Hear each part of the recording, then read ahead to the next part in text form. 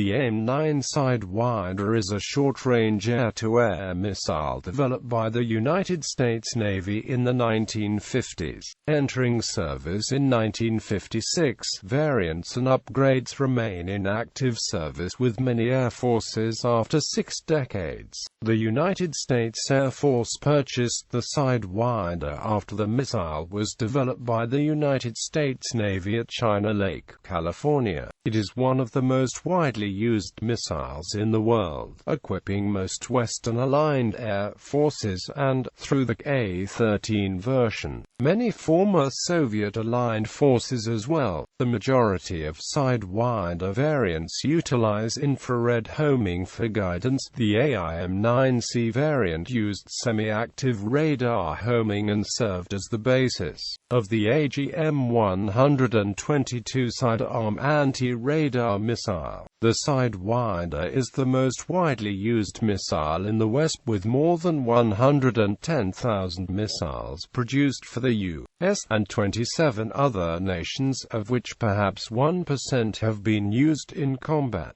It has been built under license by some other nations, including Sweden. The AIM-9 is one of the oldest, least expensive, and most successful air-to-air missiles, with an estimated 270 aircraft kills in its history of use. The missile was designed to be simple to upgrade. The United States Navy hosted a 50th anniversary celebration of its existence in 2002. Boeing won a contract in March 2010 to support Sidewinder operations through to 2055, guaranteeing that the weapons system will remain in operation until at least that date. Air Force spokeswoman Stephanie Powell noted that due to its relative low cost, versatility, and reliability, it is very possible that the Sidewinder will remain in Air Force inventories through the late 21st century. Design. The AIM-9 is made up of a number of different components manufactured by different companies, including Aerojet and Raytheon. The missile is divided into 4 main sections: guidance, target detector, warhead, and rocket motor. The guidance and control unit contains most of the electronics and mechanics that enable the missile to function. At the very front is the IR seeker head, utilizing the rotating reticle, mirror, and 5 cadmium sulfide cells or pan and scan steering array, electric motor, and armature, all protruding into a glass dome. Directly behind this are the electronics that gather data, interpret signals, and generate the control signals that steer the missile. An umbilical on the side of the GCU attaches to the launcher, which detaches from the missile at launch. To cool the seeker head, a 5,000 psi argon bottle is carried internally in Air Force AIM-9LM variants, while the Navy uses a rail-mounted nitrogen bottle. The AIM-9X model contains a Stirling cryo engine to cool the seeker elements. 2 electric servos power the cannons to steer the missile. At the back of the GCU is a gas grain generator, a thermal battery to provide electrical power. The AIM-9X features high off-bore sight capability, together with JHMCS. This missile is capable of locking onto a target that is in its field of regard, said to be up to 90 degrees off-bore sight. The AIM-9X has several unique design features, including built-in tests to aid in maintenance and reliability, an electronic safe and arm device, an additional digital umbilical similar to the AMRAAM, and jet vane control. Next is a target detector with 4 IR emitters and detectors that detect whether the target is moving farther away. When it detects this action taking place, it sends a signal to the warhead safe and arm device to detonate the warhead. Versions older than the AIM-9L featured an influence fuse that relied on the target's magnetic field as input. Current trends in shielded wires and non-magnetic metals in aircraft construction rendered this obsolete. The AIM-9H model contained a 25-pound expanding rod blast fragmentary warhead. All other models up to the AIM-9 AIM-9M contained a 22-pound annular blast fragmentary warhead. The missile's warhead rods can break rotor blades. Recent models of the AIM-9 are configured with an annular blast fragmentation warhead, the WDU-17B by Argotech Corporation. The case is made from spirally wound spring steel filled with 8 pounds of PBXN-3 explosive. The warhead features a safe, arm device requiring 5 seconds at 20 grams acceleration before the fuse is armed, giving a minimum range of approximately 2.5 kilometers.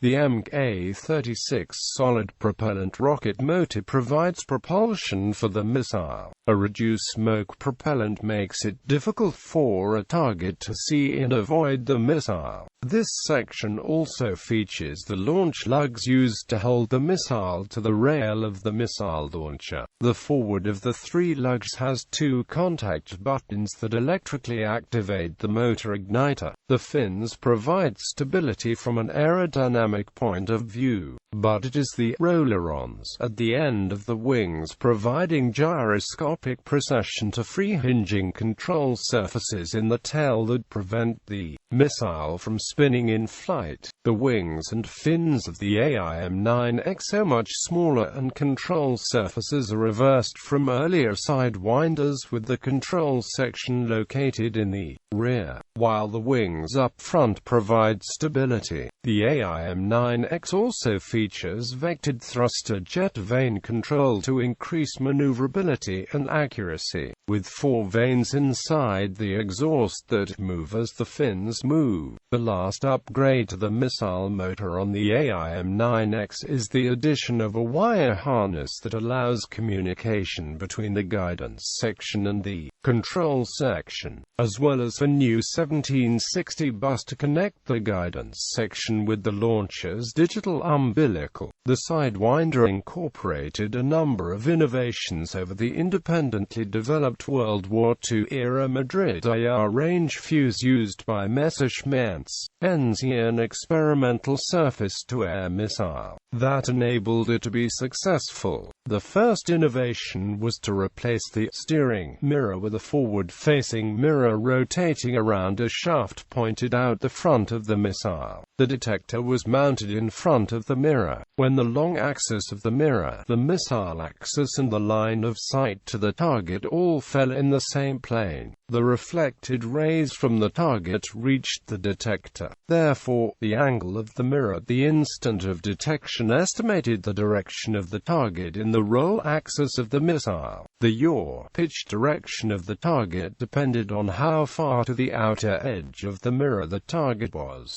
If the target was further off axis, the rays reaching the detector would be reflected from the outer edge of the mirror. If the target was closer on axis, the rays would be reflected from closer to the center of the mirror. Rotating on a fixed shaft, the mirror's linear speed was higher at the outer edge. Therefore, if a target was further off axis, its flash in the detector occurred for a briefer time, or longer if it was closer to the center. The off-axis angle could then be estimated by the duration of the reflected pulse of infrared. The Sidewinder also included a dramatically improved guidance algorithm. The Enzian attempted to fly directly at its target, feeding the direction of the telescope into the control system as if were a joystick. This meant the missile always flew directly at its target and under most conditions would end up behind it, chasing it down. This meant that the missile had to have enough of a speed advantage over its target that it did not run out of fuel during the interception. The Sidewinder is not guided on the actual position recorded by the detector, but on the change in position since the last sighting. So if the target remained at 5 degrees left between two rotations of the mirror, the electronics would not output any signal to the control system. Consider a missile fired at right angles to its target. If the missile is flying at the same speed as the target, it should lead it by 45 degrees, flying to an impact point far in front of where the target was when it was fired. If the missile is traveling 4 times the speed of the target, it should follow an angle about 11 degrees in front. In either case, the missile should keep that angle all the way to interception, which means that the angle that the target makes against the detector is constant. It was this constant angle that the Sidewinder attempted to maintain. This proportional pursuit system is very easy to implement, yet it offers high-performance lead calculation almost for free and can respond to changes in the target's flight path, which is much more efficient and makes the missile lead the target. However, this system, if the missile spins at all, the timing based on the speed of rotation of the mirror is no longer accurate. Correcting for this spin would normally require some sort of sensor to tell which way is down, and then adding controls to correct it. Instead, small control surfaces were placed at the rear of the missile with spinning discs on their outer surface. These are known as rollerons.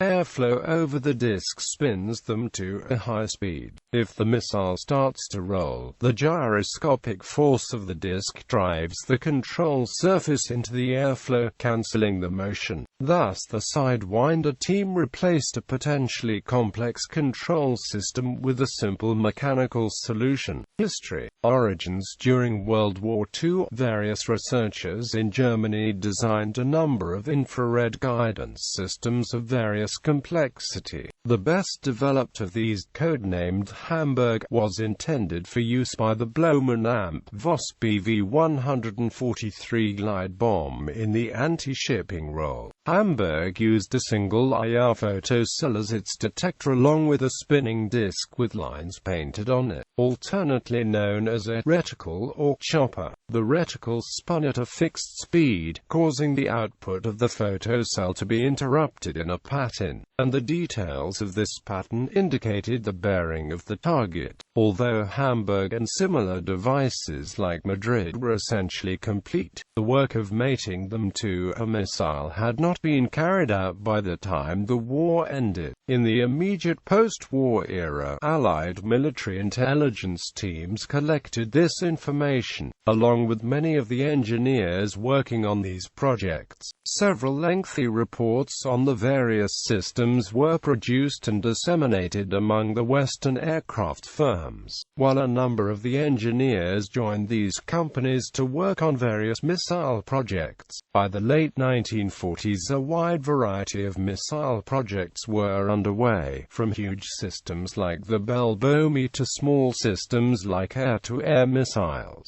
By the early 1950s, both the U.S. Air Force and Royal Air Force had started major IR-seeker missile projects. The development of the Sidewinder missile began in 1946 at the Naval Ordnance Test Station in Yukon, California, now the Naval Air Weapons Station, China Lake, California, as an in-house research project conceived by William B. McLean. McLean initially called his effort Local Fuse Project 602, using laboratory funding, the volunteer help and fuse funding to develop what it called a heat-homing rocket. It did not receive official funding until 1951, when the effort was mature enough to show to Admiral William Deke Parsons, the Deputy Chief of the Bureau of Ordnance. It subsequently received designation as a program in 1952. The Sidewinder introduced several new technologies that made it simpler and much more reliable than its United States Air Force counterpart, the AIM-9 Falcon, under development during the same period. After disappointing experiences with the Falcon in the Vietnam War, the Air Force replaced its Falcons with Sidewinders. Nearly 100,000 of the first generation of the Sidewinder were produced with Wraith Raytheon and General Electric as major subcontractors. Fleske Ford produced the guidance and control sections of the early missiles. The NATO version of the first-generation missile was built under license in Germany by Bodense Werkgerate Technik. 9,200 examples were built. A second generation of the missile was introduced during 1970, and these were followed from the mid-70s by the AIM-9 which was a substantial improvement on the early versions, particularly with an improved State Route 116 reduced smoke rocket motor. The third generation of the missile are all-aspect missile, which share little in common with the earlier missiles. The name Sidewinder was selected in 1950 and is the common name of Crotalus ceraceus, a venomous rattlesnake, which uses infrared sensory organs to hunt warm-blooded prey. Originally called the Sidewinder 1, the first live firing was on the 3rd of September 1952. On the 11th of September 1953 was the first time the missile intercepted a drone. The missile carried out 51 guided flights in 1954, and in 1955 production was authorized. In 1954 the United States Air Force carried out trials with the original AIM-9A and the improved AIM-9B at the Holloman Air Development Center. The first operational use of the missile was by Grumman F-9, F-8 Cougars and FJ-3 Furies of the United States Navy in the middle of 1956. Combat debut. The first combat use of the Sidewinder was on September 24, 1958, with the Air Force of the Republic of China, during the Second Taiwan Strait crisis. During that period of time, ROCAF North American F-86 Sabres were routinely engaged in air battles with the People's Republic of China over the Taiwan Strait. The PRC MiG-17s had higher altitude ceiling performance, and in similar fashion to Korean War encounters between the F-86 and earlier MiG-15, the PRC formations cruised above the Rock Sabres, immune to their 50 cal weaponry and only choosing battle when conditions favored them. In a highly secret effort, the United States provided a few dozen Sidewinders to ROK forces and an aviation ordnance team from the U.S. Marine Corps to modify the Sabres to carry the Sidewinder. In the first encounter on the 24th of September 1958, the Sidewinders were used to ambush the MiG-17s as they flew past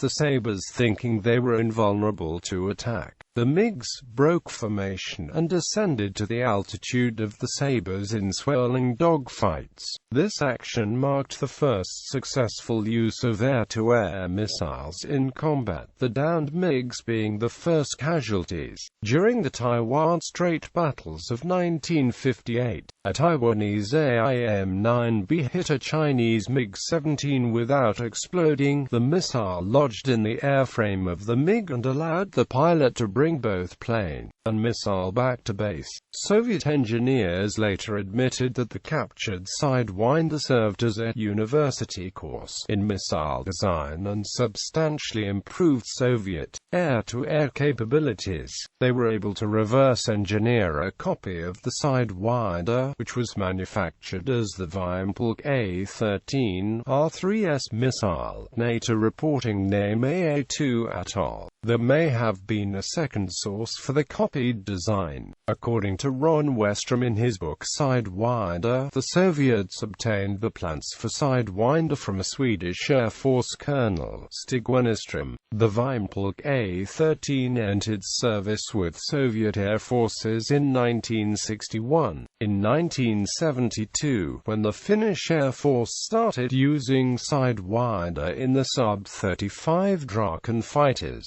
they were already using Soviet-made Atoll in the MiG-21s. Finns found the two so similar that they tested Sidewinders in MiGs and Atolls in Draken's development during early 1960s. The Sidewinder subsequently evolved through a series of upgraded versions with newer, more sensitive seekers with various types of cooling and various propulsion, fuse, and warhead improvements, although each of those versions had various seeker, cooling, and fusing differences. All but one shared infrared homing. The exception was the U.S. Navy AIM-9 Sidewinder. A Sidewinder with a semi-active radar homing seeker head developed for the F-8 Crusader. Only about 1,000 of these weapons were produced, many of which were later rebuilt as the AIM-122 sidearm anti-radiation missile. The original USAF nomenclature from the Sidewinder was the GAR-8, although it too later adopted the name AIM-9. Although originally developed for the USN and a competitor to the USAF AIM-4 Falcon, the Sidewinder was subsequently introduced into USAF service. The U.S. directed that the F-4 Phantom be adopted by the USAF. The Air Force originally borrowed F-4B model Phantoms, which were equipped with AIM-9B Sidewinders as the short-range armament. The first production USAF Phantoms were the F-4C model, which carried the AIM-9B Sidewinder, from December 1964. During the 1960s, the USN and USAF pursued their own separate versions of the Sidewinder, but cost considerations later forced the development of common variants, beginning with the AIM-9L. When air combat started over North Vietnam in 1965, Sidewinder was the standard short-range missile carried by the U.S. Navy on its F-4 Phantom and F-8 Crusader fighters and could be carried on the A-4 Skyhawk and on the A-7 Corsair for self-defense. The U.S. Air Force also used the Sidewinder on its F-4C Phantoms, and when MiGs began challenging strike groups, the F-105 Thunderchief also carried the Sidewinder for self-defense. The USAF opted to carry only AIM-4 Falcon on their F-4D model Phantoms introduced to Vietnam service in 1967, but disappointment with combat use of the Falcon led to a crash effort to reconfigure the F-4D so that it could carry Sidewinders. Performance of the 454 Sidewinders launched during the war, and the AIM-7 Sparrow was not as satisfactory as hoped. Both the USN and USAF studied the performance of their aircraft, weapons, training, and supporting infrastructure. The USAF conducted the classified Red Baron report, while the Navy conducted a study concentrating primarily on performance of air-to-air weapons, that was informally known as the ALT report. The impact of both studies resulted in modifications to the Sidewinder by both services to improve its performance and reliability in the demanding air-to-air arena. U.S. Navy develops AIM-9D GH. The Navy Sidewinder design progression went from the early production B model to the D model that was used extensively in Vietnam. The G and H models followed with new forward canard design, improving ACM performance and expanded acquisition modes and improved envelopes. The Hotel model followed shortly after the Golf and featured a solid-state design that improved reliability in the carrier environment where shock from catapult launchers and arrested landings had a deteriorating effect on the earlier vacuum tube designs. The ALT report had a strong impact on Sidewinder design, manufacture, and handling. U.S. Air Force develops AIM-9E JNP. Once the Air Force adopted the Sidewinder as part of its arsenal, it developed the AIM-9E, introducing it in 1967. The Echo was an improved version of the basic AIM-9B, featuring larger forward canards as well as a more aerodynamic IR. seeker and an improved rocket motor. The missile, however, still had to be fired at the rear quarter of the target, a drawback of all early IR missiles. Significant upgrades were applied to the first true dogfight version, the AIM-9J, which was rushed to the Southeast Asia Theater in July 1972 during the Linebacker campaign, in which many aerial encounters with North Vietnamese MiGs occurred. The Juliet model could be launched at up to 7.5 grams and introduced the first solid-state components and improved actuators capable of delivering 90-pound FD torque to the cannons, thereby improving dogfight prowess. In 1973, Ford began production of an enhanced AIM-9J1, which was later redesignated the AIM-9N. The AIM-9J was widely exported. The JN evolved into the P-series, with 5 versions being produced including such improvements as new fuses, reduced smoke rocket motors, and all-aspect capability on the latest P4 and P5. BGT in Germany has developed a conversion kit for upgrading AIM-9J P guidance and control assemblies to the AIM-9L standard, and this is being marketed as AIM-9J-ULI. The core of this upgrade is the fitting of the DSQ-29 seeker unit of the AIM-9L, replacing the original JN-P seeker to give improved capabilities.